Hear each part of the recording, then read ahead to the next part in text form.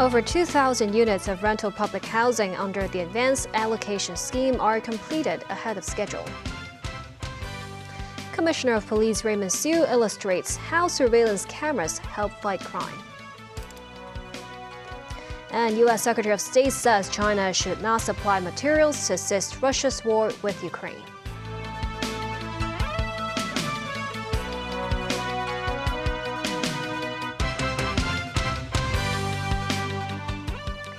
Good evening and thank you for joining us. The first public rental housing projects under the government's Advanced Allocation Scheme have been built in Turmun and Chengyi. Over 2,000 units have been completed ahead of schedule. Timothy Lee tells us more. Many Hong Kongers waiting for public housing may move into their new homes in just a few weeks. At Turmun's Yip Wong State Construction Site, safety nets have already been taken off from one residential building. The building contains 700 units. Residents can move into their new homes after the building has been inspected and when they receive their occupation permits, which is 5 months earlier than other buildings in the same public housing estate. But not all housing complexes are situated near supporting infrastructure, such as this one near Wangshu Road and Nanfu Industrial City. A local district councillor expects a bus route to pass by the state to carry residents to an MTR station. Meanwhile, another 2 of such residential buildings were constructed at Chengyi's Chengcheng Estate, which will provide over 1,400 units. Residents could move in 9 months early. Some residents of the estate said they were pleased with the location, citing its close proximity to public transport and shopping malls. This man said the newly constructed buildings are just 2 streets away from the wet market, and that it is very convenient. But this woman said there are a lack of bus stops in the area. The PRH Advanced Allocation Scheme was put forward by Chief Executive John Lee in his first policy address in 2022. This, as Silai Shan, Deputy Director of the Society for Community Organization, or SOCO, urged authorities to speed up the construction of such units. She emphasized that many residents living in subdivided flats are suffering from the sweltering heat and bedbug in the stations. Some residents at Chengyi's Chengcheng Estate said they hope authorities will lower building density in the area for better ventilation. They also called for more bus services to improve public transport. Timothy Lee, TVB News. Applications for light public housing units will begin in the middle of this year at the earliest. This, says Secretary for Housing Winnie Ho said, authorities will carefully consider requirements for initial rent. Ho says she is confident the 3 light public housing projects will be completed between 2026 and 2027. The housing complexes will offer some 29,000 units. Eligible applicants will receive notification letters in the middle of the year, with priority given to families with children and elderly people. Commissioner of Police Raymond Siu said the 15 security cameras installed in Mong Kok have helped to bust 2 crimes in half a month. He also cited overseas examples on how such devices can help to significantly drive down crime rates.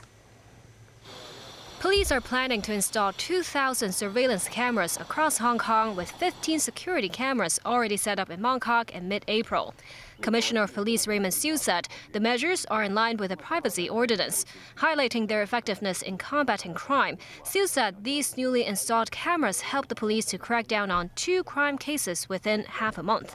The cases were related to the possession of imitation handguns and robbery. The police chief also cited overseas examples. London has 800,000 security cameras citywide, while Singapore has installed 90,000 cameras currently and aims to ratchet that number up to 200,000 in 6 years.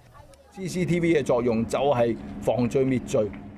Siu says Singaporean residents have called on police to install more security cameras to prevent crimes, and the measures have proven effective with an obvious decline in crime rates. As for the large cache of firearms and ammunition seized by the police in Sha Tin, concerns have mounted over the smuggling of weapons into Hong Kong. Siu says since the amendment of the Firearms and Ammunition Ordinance 3 years ago, the smuggling of spare parts has recorded a significant drop. Over the past 8 years, police have cracked down on 15 similar cases through tip-offs. Siu called on the public to report any suspected cases through the police anti-terrorism hotline.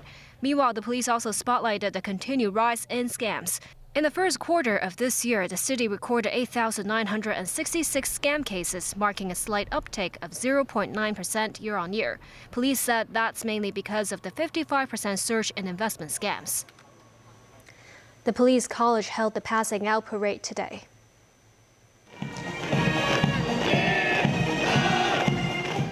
Among the 27 new probationary inspectors this year is Edwin Ng, who graduated with a business administration degree and interned at a Big Four accountancy firm in Hong Kong. The 24-year-old said his father was a police officer.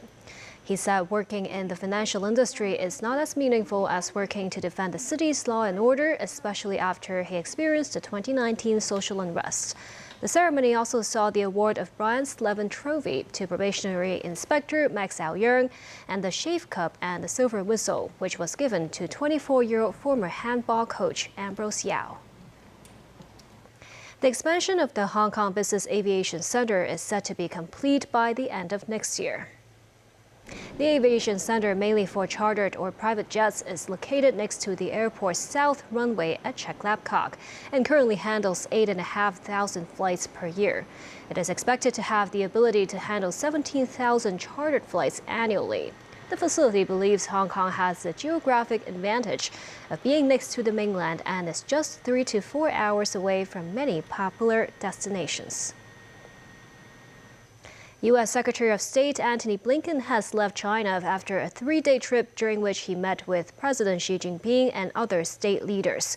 The trip was part of a vow by the two sides to continue communications after the first summit between President Xi Jinping and U.S. President Joe Biden in Bali in 2022. Nasri Karim has more.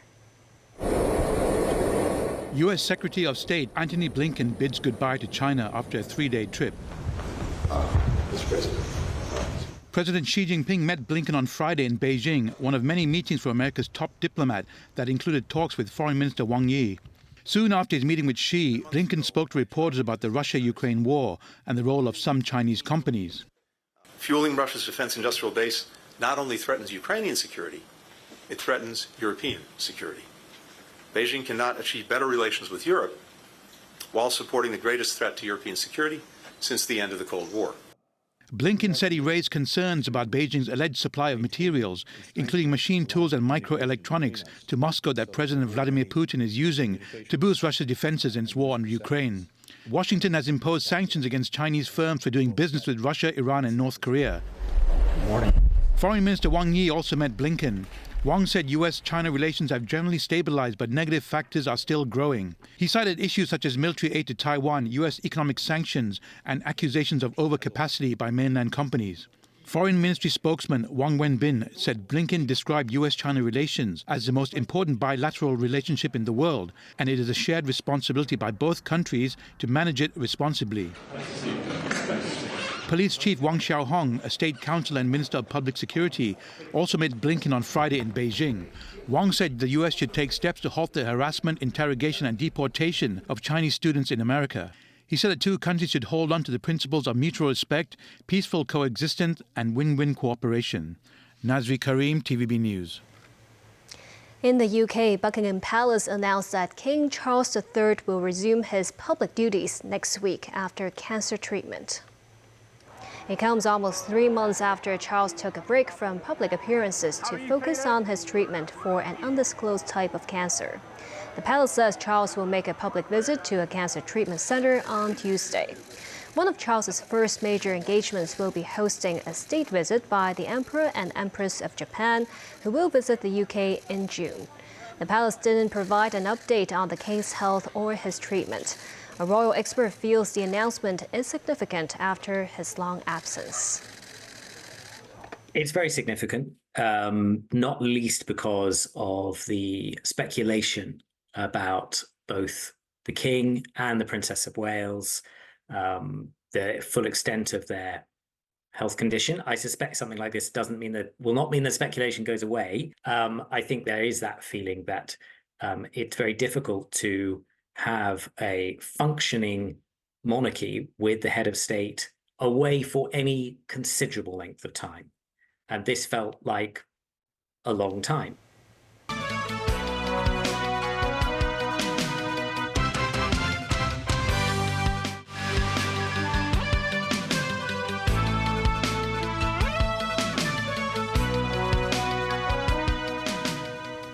Welcome back. The Labor Day Golden Week holidays will begin on Wednesday. The government said that all bureaux and departments are full steam ahead in carrying out preparations. All border crossing control points will maintain normal opening hours, but some travelers expressed concerns about crowds during their return trips up north. It's already a bustling sight at the Golden Bohemian Square this weekend before the arrival of Labor Day Golden Week. The government expects about 5.9 million people to enter or exit control points during the holidays. 800,000 mainland visitors are expected. While the border crossings extended their hours during this year's Lunar New Year holidays, authorities decided to maintain regular opening hours at all ports during Golden Week. This traveler from Guangzhou expressed concerns about border opening hours because she might bring children and elderly family members to Hong Kong. The government said related departments have prepared a raft of measures, including rostering more frontline staff on duty with more clearance counters open during Golden Week. Meanwhile, between Tuesday and May 8th, concerts will be held at the Central Harbourfront event space. To facilitate cross-border travel, the MTR announced it will ramp up train services for 7 lines, with the last train of the East Rail Line departing from Admiralty Station to Lawwu Station postponed to 11:32 p.m. Additional special bus routes will be put on as well. The Transport Department has allocated an extra 40% quota for cross-border bus operators to increase service frequencies. On the evening of May 1st, a 10-minute fireworks display will be staged at 8 p.m. at Victoria Harbour. This Guangzhou tourist says she would look forward to the show if there aren't long queues in the border crossings with clearer arrangements this time. The Hong Kong Tourism Board said tourists can enjoy the fireworks display not just along the Tsim Sha Tsui harbour front. It will be available for viewing along the Hung Hom Waterfront Garden, North Point's East Coast Park and the Wan Chai Waterfront. Overseas, Israel carried out further airstrikes on Rafah in the southern Gaza Strip today, while tanks and armored vehicles massed near the border. One Israeli airstrike hit a house in Rafah's Tel Sultan neighborhood, killing at least 6 people, including 4 children. The latest violence came amid increasing international pressure on Israel and Hamas to reach a ceasefire arrangement. And Hamas has said it is reviewing a new Israeli proposal for a ceasefire, which would stave off a possible Israeli ground offensive into Rafah. Meanwhile, Israel's National Security Minister Itamar Ben-Gvir was injured in a car accident in which the car flipped. It happened shortly after he visited the scene of a stabbing attack in central Israel in which an Israeli woman was injured. In the state of Arizona, a freight train carrying fuel burst into flames after derailing near the Arizona-New Mexico state line. The interstate highway that serves as a key trucking route was closed after the accident. Initial passers-by posted videos and photos on social media of crumpled train cars and black smoke. No injuries were reported so far. Fish taken to space by China's Shenzhou 18 crew are doing well in a tank inside the space station. The new crew arrived at the space station yesterday and brought the aquatic creatures with them. Some have called the fish the extra crew member. The 4 zebrafish were swimming in a tank in space. They are being monitored to see how they behave as part of an experiment. The fish were transferred to the lab module on Tiangong with a plan to create a self-cycling ecosystem with goldfish algae. Japanese astronauts took zebrafish to the International Space Station 12 years ago. The Soviets also sent the same type of fish into orbit in 1976. They noted the fish modified their behavior in microgravity. And that's the news. Thank you for watching.